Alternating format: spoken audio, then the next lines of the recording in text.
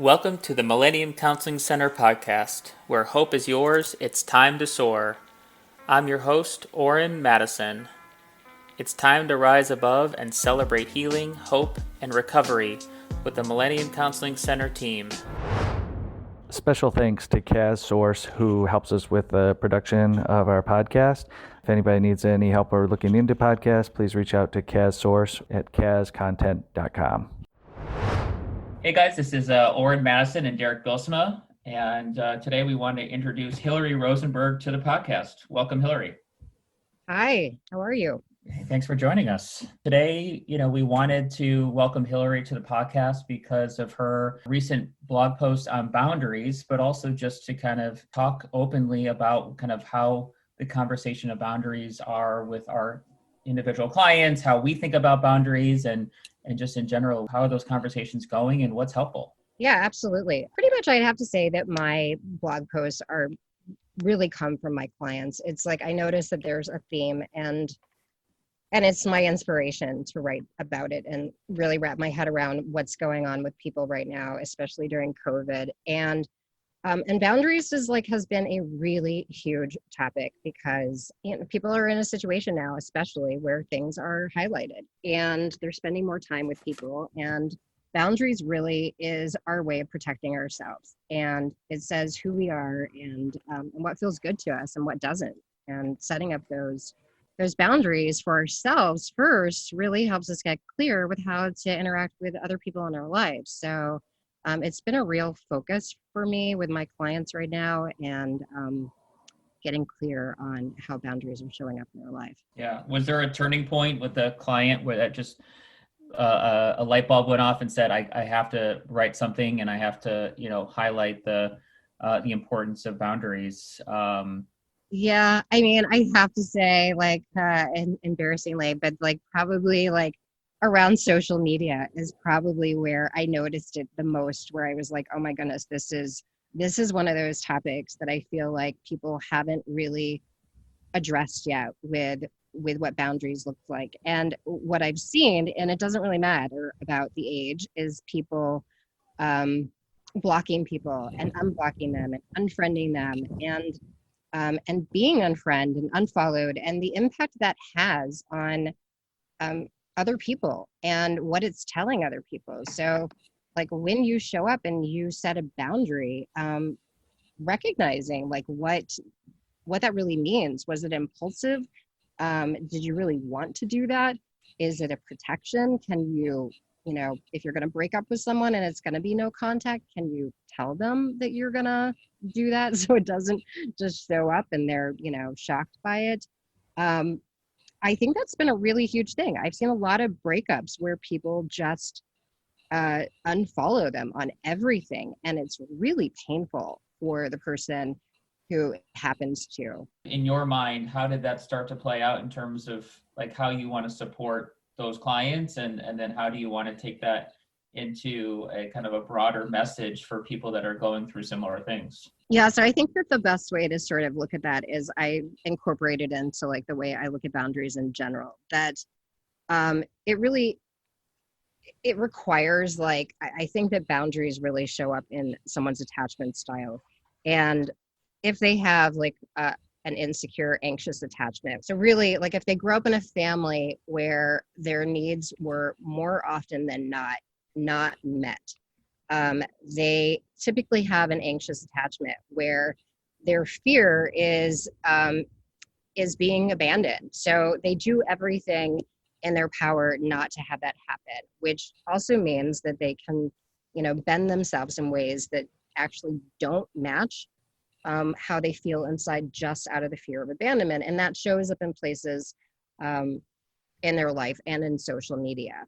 So what will happen is that because they have that attachment style and because they're so fearful of, being abandoned, they won't set up those boundaries with social media, and they'll go and they will spend time, I guess the word is stalking, exes and being really preoccupied with practices that really, make them miserable and add to their discomfort. And And that's like one of those internal boundaries that that you set with yourself. Like it's an emotional boundary that you're like, I'm gonna not look at someone's social media. And that's something I have to say I do with a lot of people. Where it's like you don't have to unfollow them, but maybe you just don't do it. Like agree to not do it, because every time you do it, it sends you into um, a state of being really anxious and uncomfortable and really hurt.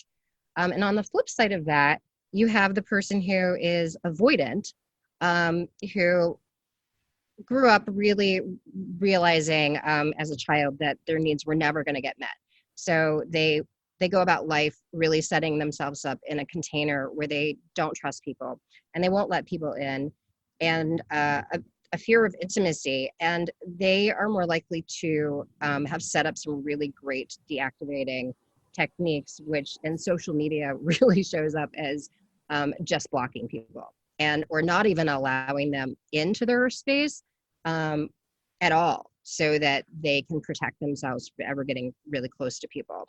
And with them, I have to say, we work on, taking those small steps to kind of break down some of those relational walls so that they get comfortable with getting a little bit closer to people, even if it's on a social media platform. The two things that I heard you say, Hilary, that stood out for me was that both of those examples that you talked about, had to do with kind of the needs of a child not being met can lead to difficult relationships in their adult life. And so, it sounds like, that a big part of this is really understanding and kind of realizing that the kind of childhood that maybe we went through and how that can, impact us later in life with our emotions and how we relate to other people.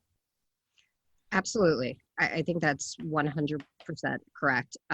Because once you have that awareness that this is your trigger and this is what's activating you, it's easier to recognize and realize when you get into a state of wanting to push people away, or if you're fearful of them going away. And that is information to do nothing when you're in a state of being triggered. And I really work with people on getting grounded and getting like that really stems from an old pattern. And the way to sort of move those patterns into a more secure way of doing things is to work on getting grounded before you make any decisions on how you're going to show up in relationships. And that's a bit of a process, but it's definitely one that requires practicing, because it gets easier over time. Yeah, the other thing that I hear, Hilary, is the feelings that get kind of dysregulated, or the feelings that kind of generate the action of blocking somebody or kind of over consuming social media. And so I guess another part of what I'm hearing you talk about is, a really good indicator for the importance of boundaries is to really kind of recognize how a person reacts to their own feelings.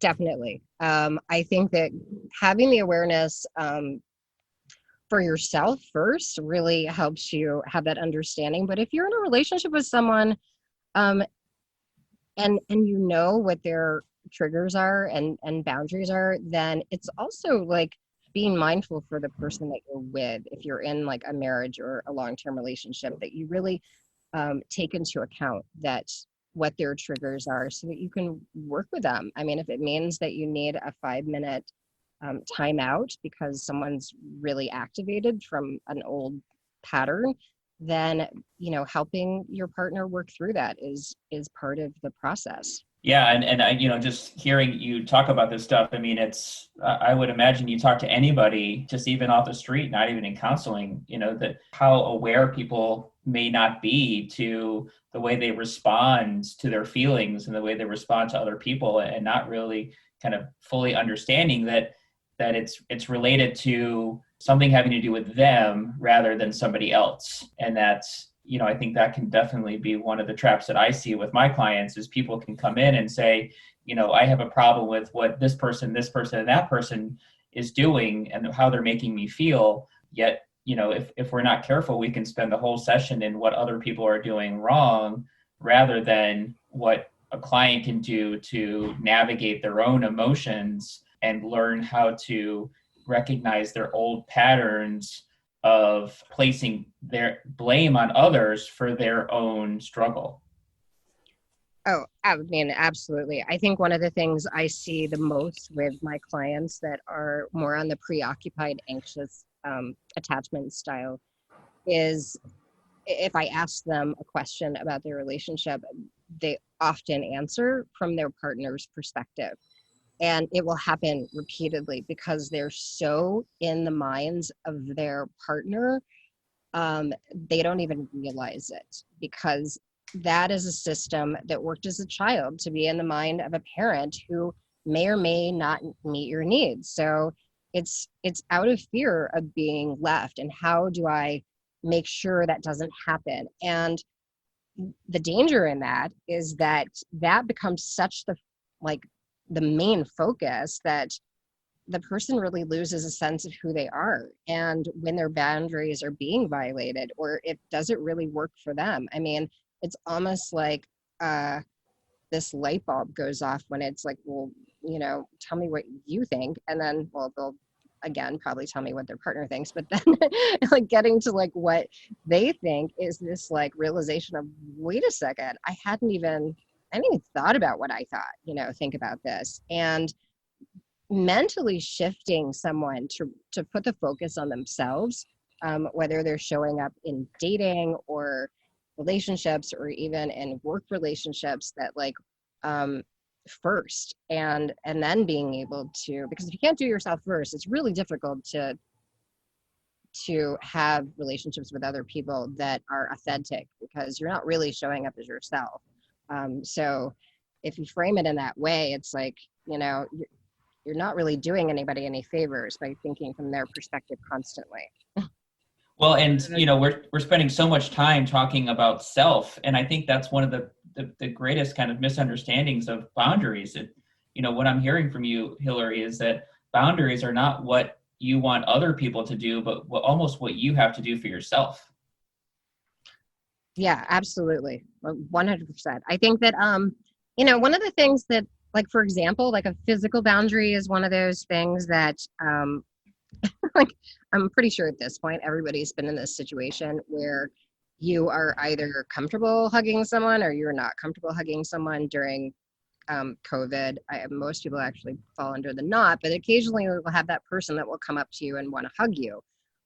Somebody with an anxious attachment style is more than likely not going to say anything, even though it completely goes against how they feel. And somebody with more of an avoidant would be more likely to put up their hand or say, that's not okay with me. And that's really the shift of learning how to show up for yourself, even when other people, are challenging it. One of the main things that I'm hearing and makes me think of is that many times one of the issues is that we're putting our concentration on trying to control the things that we have no control over. And so kind of understanding the concept of working to control the controllables versus the things that we can't control. And obviously the first thing that you have control over is yourself, and the thing you have the least control over is somebody else.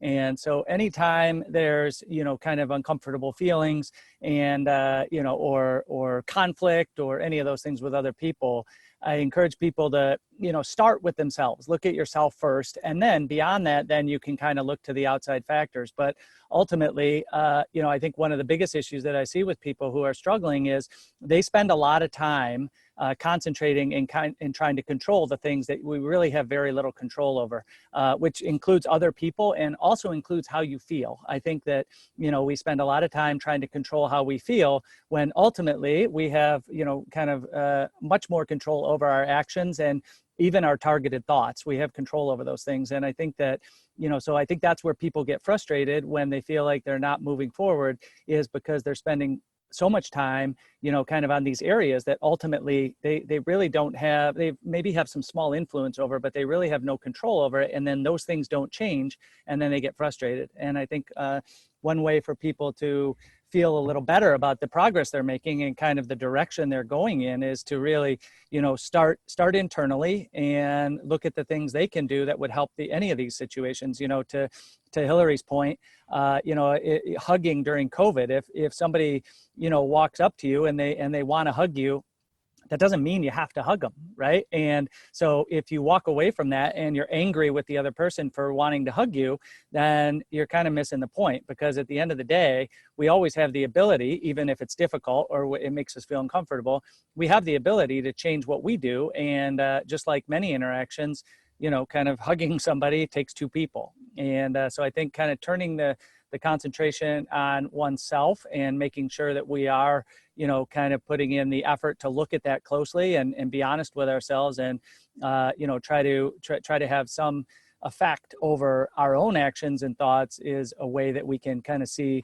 a little bit more, we get more of a positive feedback for ourselves that things are actually changing. Yeah, and the way that I describe that to my clients is kind of the difference between requests and boundaries. And, a lot of people think that boundaries are about kind of getting other people to do things. And ultimately that falls under the category for me of a request. So, stop, being so angry at me, or, don't hug me, I'm uncomfortable, or, whatever else can kind of happen in relationships. But that's a request. That person is, entitled to do whatever they would like to do with their own life. A boundary is how you want to let that into your life. And so kind of helping people realize the difference. And sometimes when we're in close relationships with people, like we can ask for requests. We can, have preferences of the way that we would like to be treated in certain areas. But ultimately that's a preference. And, some people may do that for a little bit, and some people may do that, for a long period of time in terms of changing, but ultimately that's not a boundary. A boundary is how you take care of yourself, in the environments that you're in. And I think that goes to a thing that I use a lot with people is that making sure that you have agreements versus expectations. And I think that many times what'll happen is, and like I use the example of if Oren and I are going to meet somewhere at 10 o'clock and I believe that 10 o'clock means showing up 5 minutes early and Oren believes it means showing up 5 minutes late, then we're both going to have different expectations of what that really means. And so I think that if you can kind of be clear in your communication and make sure that there's an agreement as to what that really means, then I think that can get rid of the, some of the angry feelings or resentment that comes along. There's a great saying that is expectations are resentments waiting to happen. And I think that's true. And so if we can shift some of the expectations that we have of people and they have of us to agreements instead, then you can kind of avoid some of these uncomfortable interactions or conflict or things like that by just, kind of communicating a little bit more with the person and making sure that you guys are both on the same page as far as what things really mean. And that can be a really important thing in getting along with people and also making sure there's no conflict. Yeah, I absolutely would like piggyback on that, because one of the things with expectations is you're teaching people how to treat you. I have a couple of clients in the last week who have gotten in situations where early in a relationship, people asked them for money and they agreed to it. And months later, were really resentful for it. But they agreed to it. And I think that going back and looking at those things, like you said, Oren, like there was a request and they said yes, more so out of fear of losing the person than they were out of what was best for them and what they felt good for. So like, in both respects, it's like, they didn't do themselves any favors, because it kind of catches up. If you end up being resentful that you like let someone cross one of your boundaries, it often doesn't play out very well. So like when something doesn't feel well, like getting really clear on like why it doesn't feel well and being able to allow whatever outcome is going to happen as opposed to trying to control it really helps. And just sitting with maybe whatever discomfort might come up, because that's that's the hardest part, is that, when you set your boundaries, you also have to be okay with the outcome, and, letting go of that. Not everybody's going to agree with your boundaries. Hilary, why do you think why do you think it's so hard for people to set boundaries? When you talk to people about setting boundaries and things, like, people often kind of grimace at that thought, or, feel like that might be really difficult. In your experience, why do you think that's so difficult for people? What gets in the way of them being able to just, kind of ask for what they want, or kind of have an agreement on what they need, versus, kind of that psychological block that says, I can't do that?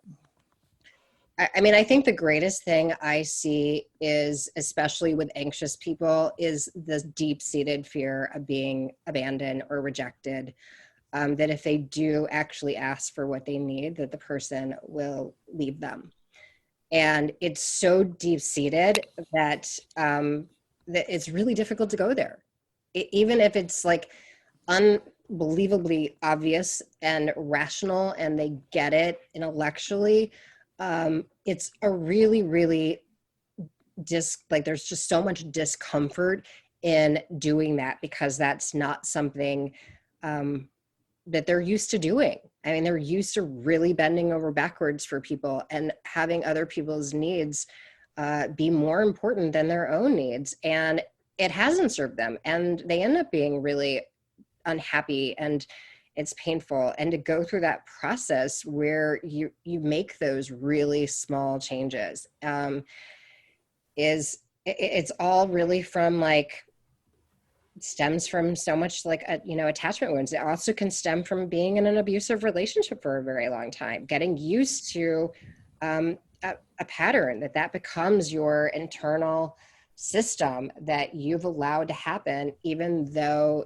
you're not really okay with it. So getting super clear on your values and what's not working, and then really being able to, like, work through the discomfort. And it's not always super easy. I mean, I think that, there's people that I work with that it's like, they'll just say, like, I couldn't do it. And it's like, it's all right. Sometimes it takes a little bit of time to get there. And eventually, when the shift happens, it's like the benefit on the other side is so much confidence and self-respect and self-worth that is given back.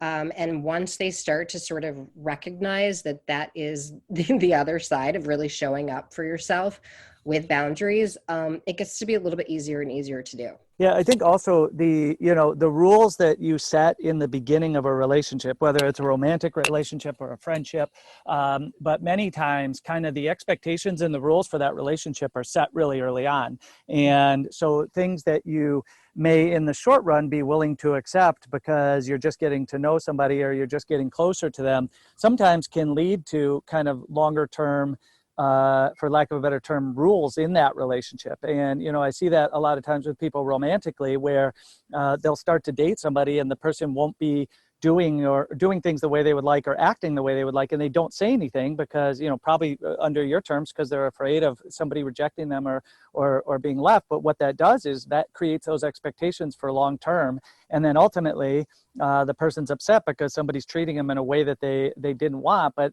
to the person who was doing the treating, they're kind of confused by it as well, because it's how things have always been. And so I think that, even starting at the beginning of relationships, or it doesn't matter where you are in the process, but really making clear what you do and do not want from somebody is important for kind of both of your happiness and satisfaction in whatever type of relationship that is.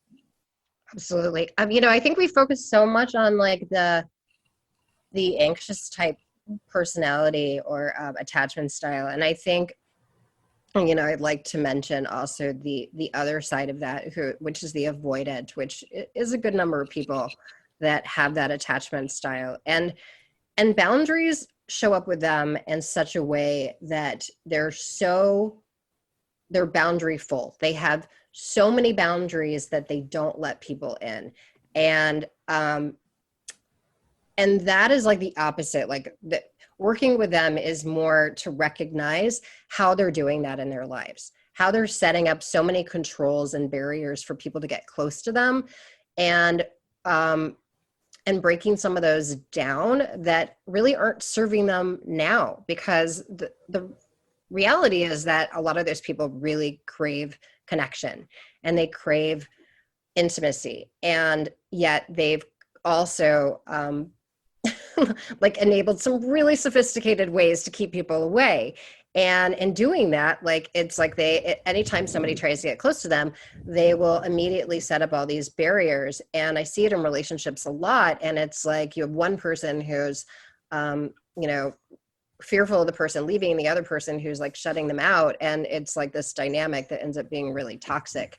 And how to work with both people, like the person who, you know, is also avoidant, like how to maybe break down some of those boundaries that don't need to be there, that are keeping people at bay.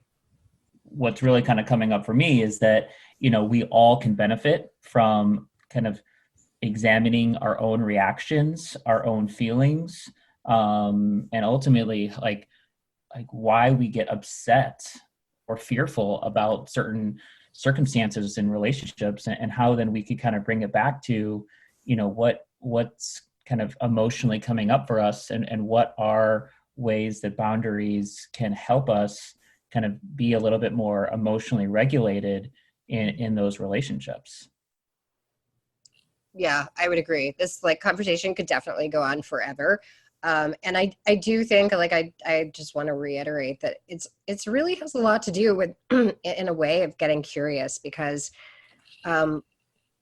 it can be kind of exciting to realize who you are and what's okay with you and what's not okay with you if you're not used to doing that. So getting really curious about how you feel about something tells you who you are, and how you want to show up in the world. Well, thank you, Hilary. We appreciate your insight and input. I think your understanding and kind of analysis of all of this is really helpful, and I think will be helpful for a lot of people. And we appreciate all the hard work you do and the great work you do with the folks you work with. And thanks for being on here. Yep, thanks for having me. Yeah, and if you're interested in reading more about boundaries from Hilary, you can check that out on our blog through our website at millenniumhope.com. Or you can find us on our social media pages, LinkedIn, Facebook, and Instagram at Millennium Hope. And hope to see you guys soon. Thanks, Hilary. Thank you.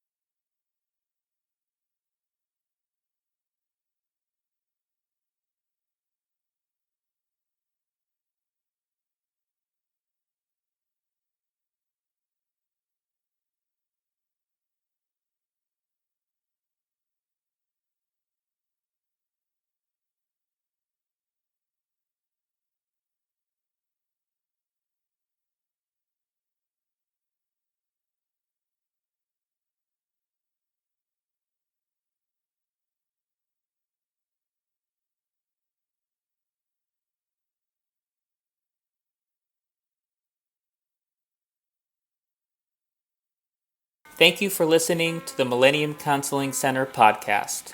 Where hope is yours, it's time to soar. Continue along your journey of healing, hope, and recovery with us next week. If you want to learn more about mental health, recovery, or if you just need someone to talk to, send us a message on Instagram or fill out the contact form on our website at millenniumhope.com. We are here to talk.